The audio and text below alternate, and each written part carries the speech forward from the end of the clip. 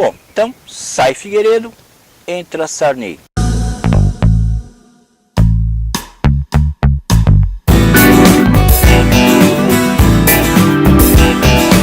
Pensemos juntos. Bom, como eu disse, né, a situação econômica no país não estava lá muito bem, muito boa. E quem esperava que com o governo civil a coisa ia melhorar, teve uma séria decepção, porque a coisa, em vez de ir para frente, estava, na verdade, degringolando cada vez mais, né? Tanto que o governo Sarney, no primeiro ano, em 85, a inflação chegou a 242%. E esta era a situação, né? O país ainda em crise, o governo civil tomou conta e os problemas não estavam se solucionando da maneira como se esperava. E antes de eu continuar a história, falando a respeito do governo Sarney, eu não posso deixar de falar sobre uma eleição municipal, não falarei a respeito de eleições municipais nesses vídeos, mas a eleição para prefeito de São Paulo em 1985 eu não posso deixar de comentar, porque foi uma eleição assim muito importante e muito pitoresca, né? E que, querendo ou não, teve uma importância muito grande para a sequência, para o rumo da política brasileira. Aqui em São Paulo nós tínhamos 3 candidatos. O então senador Fernando Henrique Cardoso, que ele não foi eleito senador, mas ele assumiu o lugar do Franco Montoro, quando o Franco Montoro ganhou a eleição para governador de São Paulo, que ele era do PMDB, era uma coligação entre PMDB, PCB, ou seja, Partido Comunista Brasileiro, e PCdoB, ou seja, Partido Comunista do Brasil. Tínhamos concorrendo com ele o Jânio Quadros, que, como eu já comentei anteriormente, tinha sido presidente da República e tinha vindo de uma derrota para o governo do Estado, em 82, ele perdeu para o Montoro. E, para completar o quadro entre os candidatos com maior chance de vitória, estava lá o Eduardo Matarazzo Suplicy, que era o candidato do PT. Então essa campanha ela se tornou realmente muito interessante, porque nós vimos aí várias facetas marcantes. Primeiro, a campanha do PMDB, no estilo bem já conhecido, vocês vão ver aí, o Fernando Henrique dando entrevista para Regina Duarte, os artistas participando e tal, aquela coisa toda. A vitória da democracia depende da vitória de Fernando Henrique em São Paulo. Juntos, você e eu, no grande show da Festa do Pique, dia 10, ao lado do Campo de Marte. Até lá. São Paulo, é o seguinte, quero convidar vocês para a Festa do Pique. Nota oficial do senador Fernando Henrique Cardoso. Ontem, um dos porta-vozes do PTB teve o desplante de desrespeitar a mim, a minha família e ao povo de São Paulo, distorcendo informações e injuriando a todos nós. Não baixarei o nível da campanha, nem descerei ao pântano da infâmia, no qual se movem com desenvoltura as tristes figuras que o candidato do PTB escolheu como seus defensores.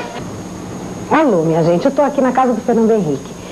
E eu vim porque eu acho que é da maior importância ter um papo com ele para esclarecer uma série de coisas que estão na minha cabeça de mulher, na minha cabeça de mãe, na minha cabeça de dona de casa, uma série de dúvidas. Então eu queria saber o que é que se pode fazer, quer dizer, o que é que uma mãe, o que é que uma dona de casa pode esperar de um prefeito no sentido de poder andar na rua com mais tranquilidade, sabe aquela coisa, os trombadinhas? Bom, o que eu vou fazer? Eu vou gritar firme o que a cidade quer. A cidade quer realmente que a polícia esteja na rua e atue. Pegue o bandido, pegue o malandro. Não é a polícia para bater no povo, mas a polícia para atuar firme no centro da cidade, o Cosme Damião. Isso eu vou exigir. Você não tenha dúvida, porque eu estou ouvindo o que você está me dizendo, todo mundo sabe, todo mundo sente. Então, como eu tenho autoridade, eu tenho força, eu vou exigir polícia na rua. Enquanto que a campanha do Jânio, ela foi basicamente o Jânio mesmo. Ele sentado numa mesa e falando da cidade de São Paulo, as propostas, aquela coisa toda. Quero examinar hoje com vocês os problemas de outro grande bairro, o Tucuruvi. Bairro ao qual sou muito grato, porque sempre me apoiou de forma decisiva. Quando ando pelo Tucuruvi, ouço que há necessidade de policiamento ostensivo. Só com a polícia municipal, a polícia metropolitana, que o candidato do PMDB entende desnecessária.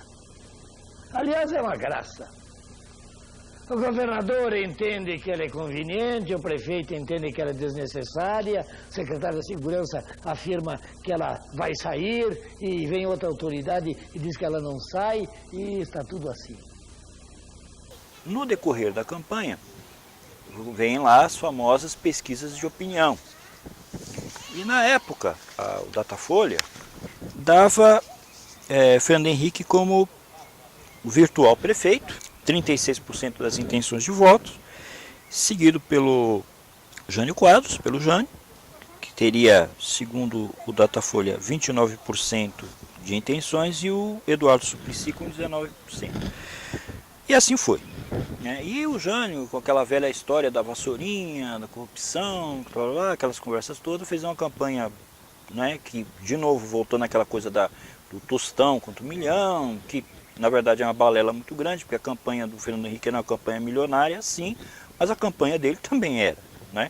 Então, tostão com milhão, não sei o que, só que é aquela coisa, tostão com milhão, na verdade não é tostão contra o milhão, coisa nenhuma, mas era uma campanha que passava uma coisa mais modesta, mais simples, E o final das contas foi que ele, o Jânio Quadros, ganhou a eleição, e essa foto que se tornou realmente uma foto histórica, o Fernando Henrique sentado na cadeira de prefeito, acabou se tornando icônica, porque ele já no domingo, um dia antes se eu não me engano, foi feita uma matéria com ele, e ele já sentou ali na cadeira de prefeito e tal, porque a margem era praticamente 10%, e no final ele perdeu. Para não dizer que todos os institutos de pesquisa fracassaram aí, tem um detalhe interessante, a Jovem Pan, eu me lembro muito bem disso, ela foi a única que acertou, que fazendo enquete com as pessoas na rua, e as pessoas, a maioria dizia que ia votar realmente no Jânio Quadros. Então,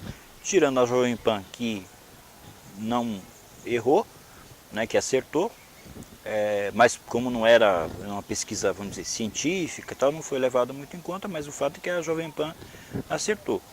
E aí dá para ver a cara que a imprensa, aí você vê que contra institutos de pesquisa, contra a imprensa, que era praticamente toda ela pró Fernando Henrique Cardoso, o Jânio venceu e, faça-se justiça, foi realmente um prefeito que marcou a época aqui em São Paulo. Inclusive era acusado de ser mentiroso, porque ele havia prometido várias coisas na campanha que ele não faria, e no final ele foi tudo. E a Polícia Metropolitana, reforma do Teatro Municipal, canalização de vários córregos que ele apontou nas suas palestras, na sua exposição no horário eleitoral, enfim, aquelas cercas ao redor de monumentos públicos em São Paulo, principalmente do Museu do Ipiranga, que foi feito junto com a iniciativa privada. O Jânio realmente fez um governo marcante, mandou pintar os ônibus de vermelho, pôs ônibus de 2 andares, enfim, fez umas coisas assim incríveis. Quanto aos camelôs, que já era realmente um problema muito sério, ele acabou com o problema, Zerou, o camelô em São Paulo, da noite para o dia, acabou. E no lugar ele criou a Praça Doce, Praça do Salgado. Teve uma iniciativa dele que eu acho que foi muito bacana, que foi o Turismo Metrô, que era ali na Praça da Sé. As pessoas iam até lá e tinham vários roteiros turísticos, tinha um ônibus de turismo, a pessoa entrava no ônibus, ia até o metrô, e então eles explicavam uma série de coisas, inclusive de aspectos de segurança para as pessoas, e depois ia-se para o roteiro. Eram vários roteiros, era o Zoológico de São Paulo, a Casa do Bandeirante, o Museu do Ipiranga, enfim, era uma coisa bem bacana mesmo. Então o Jânio, apesar de toda a campanha contra ele, eu não tenho dúvida que foi realmente o melhor prefeito, que fez uma administração mais marcante aqui na cidade de São Paulo. Deixou os cofres públicos numa situação difícil, sem dúvida, Erundina que veio depois dele que o diga, mas realmente fez uma administração formidável. Agora, devo ressaltar que aí onde entra uma questão realmente muito importante, que volta, esse é um assunto recorrente quando se fala de política brasileira. O Jânio era um corrupto, e isso quem diz não sou eu, a própria filha dele que chegou a internar, né? Interná-lo, a ministra do Quadro chegou a dizer isso, que ele tinha muitos imóveis aqui em São Paulo, tinha 60 milhões lá de dólares, né? Lá na Suíça e tal, aquela coisa toda. Então, o que acontece? Obviamente que é aquela coisa, conversa toda de vassourinha, de acabar com a roubalheira e tal, isso aí é realmente uma coisa que ficou para a história, mas a questão dele próprio, Jânio Quadros, fica muito conspurcada nesse aspecto. Só que devo explicar a vocês que estão assistindo esse material, que o nível de corrupção que existia, o sistema inclusive de corrupção que existia na política brasileira naquele momento, era muito diferente da que nós viríamos depois. Porque eu vou dar um exemplo para vocês. Então o Jânio Quadros, eu posso dizer sem medo de ser feliz, quanto ele dilapidou do erário público? Eu diria que zero, nada. Então de onde vinha efetivamente a corrupção? A questão é muito simples, vou dar um exemplo hipotético. Vamos dizer assim, eu sou candidato e eu tenho lá os meus concorrentes. E aí eu tenho lá doação de campanha, que era algo normal, comum, né? As empresas doavam abertamente e tal. E aí essa empresa, uma empresa, sei lá, de extintor de incêndios, por exemplo, resolve apoiar a minha candidatura. Muito bem. Então vai lá, olha, tem aqui tantos milhões para que você possa fazer sua campanha. Então vamos imaginar que eu recebo esse dinheiro e sou eleito. Então o que acontece?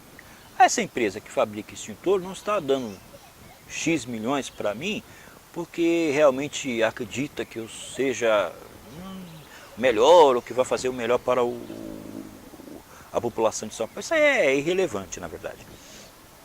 O que acontece é aquela troca de favores.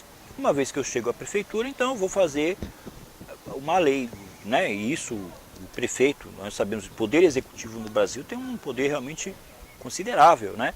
Poder de influência. E outra, o prefeito não chega lá sozinho, ele tem os seus vereadores, seus aliados, né? Então chega lá e eu aprovo uma lei. Então, por exemplo, agora tem que ter extintor de incêndio em todos os prédios de São Paulo.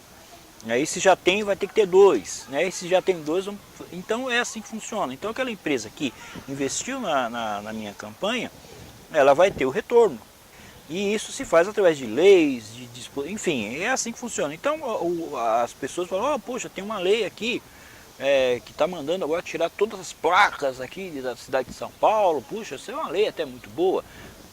Às vezes até mas isso não significa que ela esteja sendo feita exatamente pensando no povo, né? Às vezes ela está sendo feita pensando-se em quem realmente investiu na campanha anteriormente.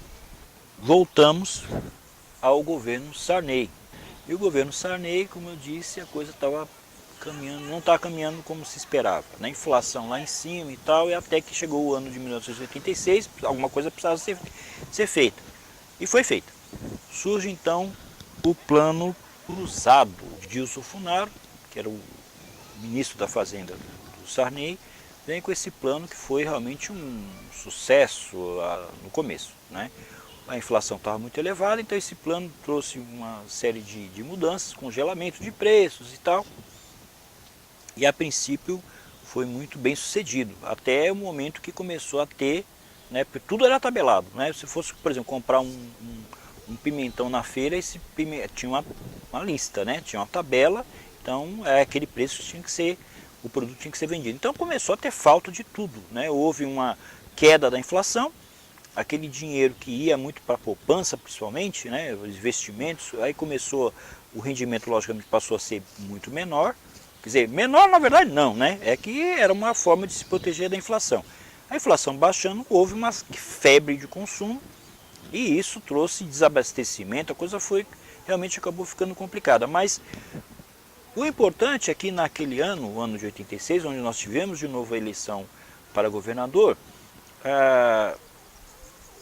o sucesso ainda que momentâneo, do plano teve uma repercussão em termos políticos violenta.